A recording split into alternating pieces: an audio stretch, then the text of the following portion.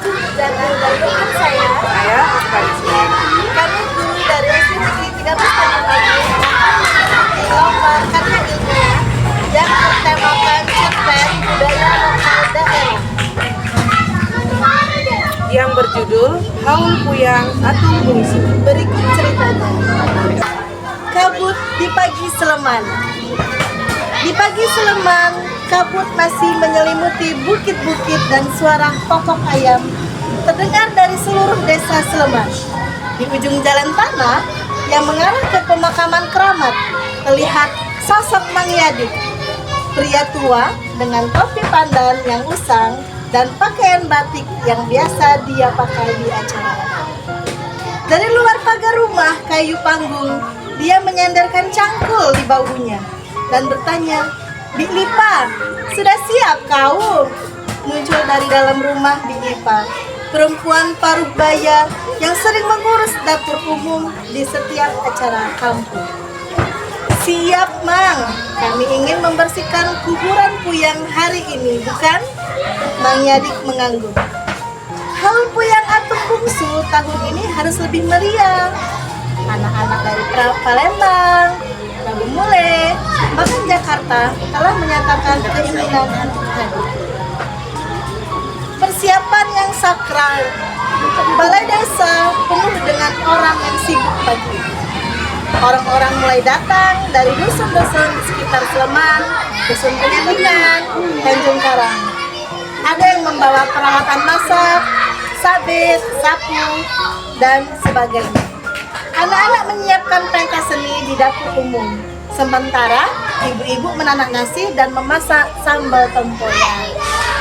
Pak Kades Hairan, seorang pemimpin yang bijaksana dan sangat peduli dengan budaya, memimpin pertemuan di rapat kecil. Kami telah menyampaikan kesepakatan bahwasannya acara akan dimulai besok ba'da zuhur. Bersih-bersih dan ziarah dimulai hari ini. Jangan lupa, tolong jaga keamanan dan parkir karena banyak tamu yang akan datang, kata Mang Yadik sambil menyalaminya. Yang penting, jangan lupa pesan leluhur ya Pak Kades.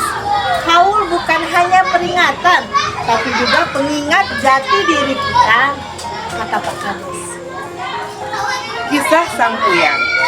Anak-anak duduk di bawah pohon kemang tua dekat makam pada sore hari mengelilingi Mang Yadik. Mereka dengan sabar menunggu cerita yang diceritakan setiap tahunnya.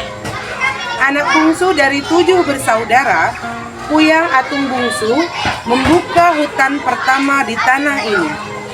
Mang Yadik berkata, beliau datang dari daerah Ulu, membawa ilmu, keberanian, dan karomah.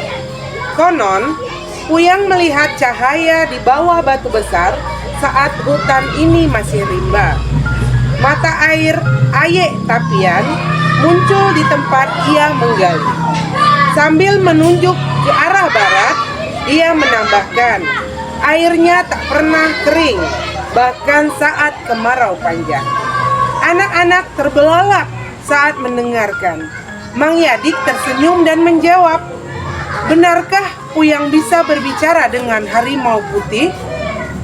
Harimau itu digunakan untuk menjaga keseimbangan, bukan untuk menakuti orang-orang, seperti kebiasaan dari keadaan alam.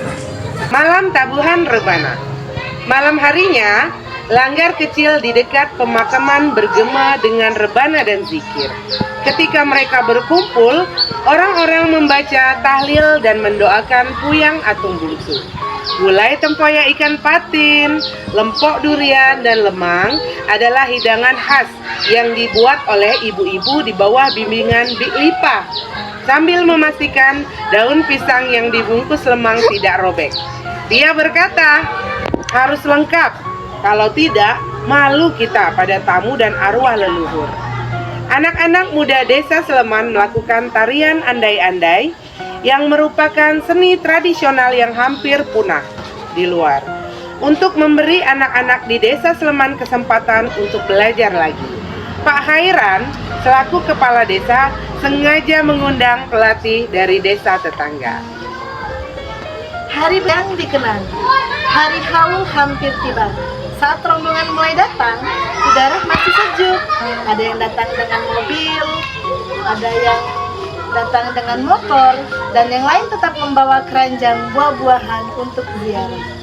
Janur kuning dan songket tua yang diwariskan dari generasi ke generasi menghiasi panggung. Haul ini bukan seremonial, tapi bentuk penghormatan kepada Puyang Atuh Bungsu, pelestari budaya dan pengikat silaturahim kita, kata Pak Kades saat membuka acara. Setelah doa yang dipimpin oleh Ustadz Jalil, acara dilanjutkan dengan makan siang bersama. Musik bagus lembut terdengar di tengah keramaian.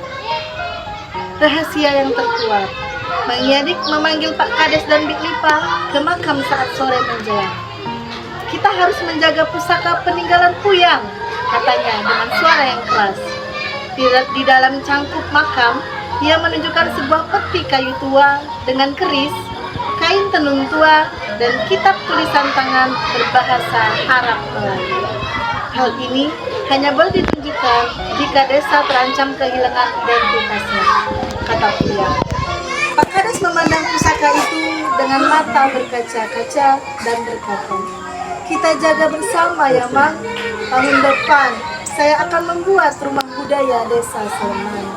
Mang Yadik tersenyum bangga, berkata, "Tempat generasi muda belajar sejarah dan budaya kita. Selama kita masih menjaga doa dan adat, arwah Puyang akan tenang," kata Bik Lipa. Akhir yang baru. Saat senja tiba, para pengunjung mulai pamit pulang. Desa kembali sepi, tetapi semangat masyarakat tetap hidup. Cahaya jingga menyinari makam Puyang Atuh Bungsu di langit desa Sleman.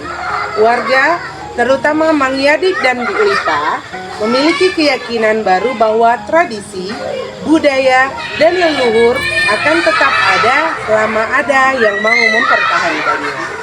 Baik, cerita ini adalah fiktif namun terinspirasi dari kehidupan nyata dan budaya lokal di desa Sleman, Kecamatan Tanjung Agung, Kabupaten Muara Enim. Tradisi haul Puyang Atuh Bungsu ini adalah warisan tak bernilai yang mencerminkan kehormatan terhadap leluhur, persatuan bangsa, serta identitas kultural masyarakat Sleman. Kami tutup cerita ini dengan Assalamualaikum warahmatullahi wabarakatuh.